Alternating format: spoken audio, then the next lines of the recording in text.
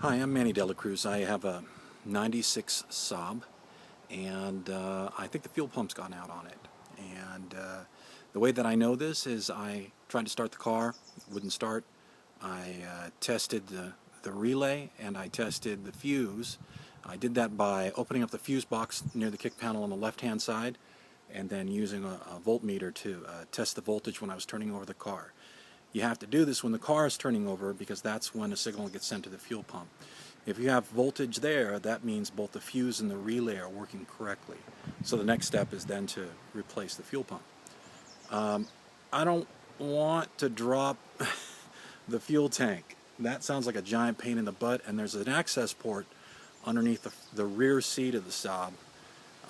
Again, this is a Saab 900 Turbo SE 1996, and rather than drop the tank, which is full of gas right now, I've opened up the rear seat, lifted them up, and there's actually a flap of carpet that you can take a look at. I'm going to take you over there. What I'm going to do is I'm going to widen that access port so I can get the fuel pump out without dropping the fuel tank.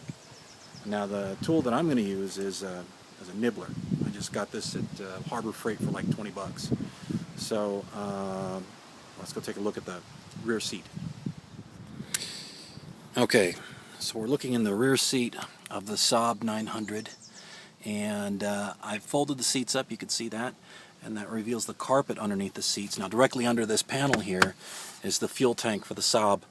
This is the flap that I was telling you about, and as you can see, there's some wires poking out, and I pulled them out. These are for the, I don't know which one is which, but for the fuel pump and for the it's the relay for the sender for the fuel gauge.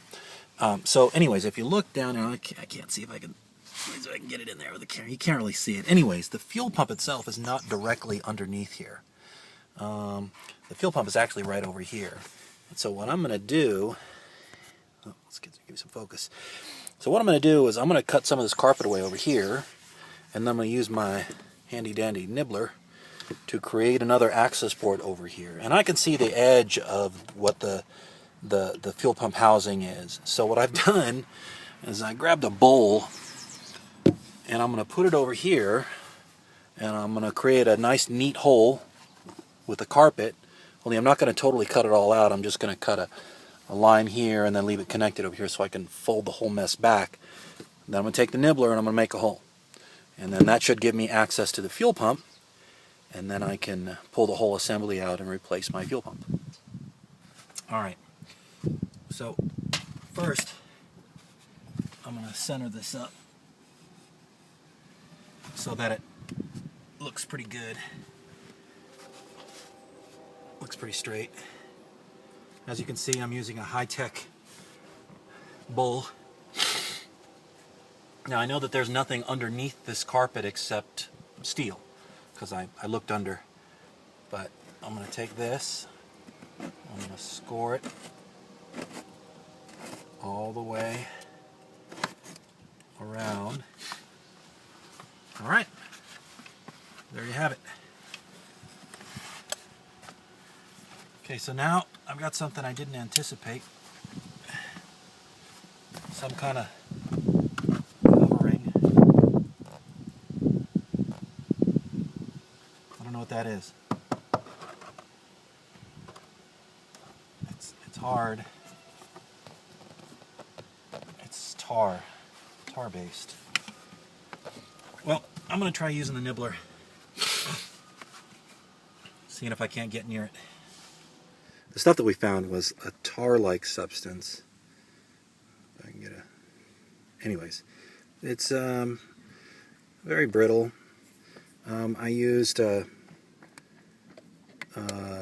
utility knife to score the edges, and then I used a chisel and a hammer to chip it away. It took about 5 minutes. It's not that big of a deal, but you'll need to do that to clear a path for your nibbler, because the nibbler will gum up if it's trying to cut through tar. Right, so I'm at the point now where I'm going to start nibbling. Let's see if this works. I guess it goes without saying that you shouldn't be using a tool like a grinder, because that throws sparks everywhere.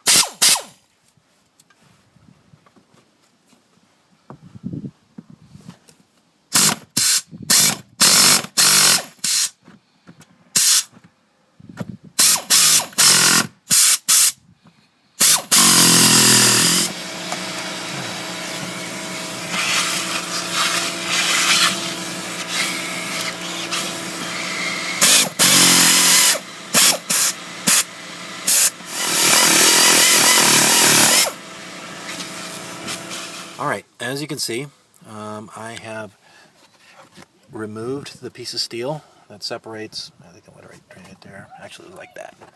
That separates this floor pan from the top of the fuel pump. And the next step is to remove the fuel pump. Got to figure out how to do that now. There was a weird plastic cover, very thin, almost disposable. I destroyed it. I don't consider it important. That reveals the end of the fuel pump assembly, and I got to figure out how to spin that sucker.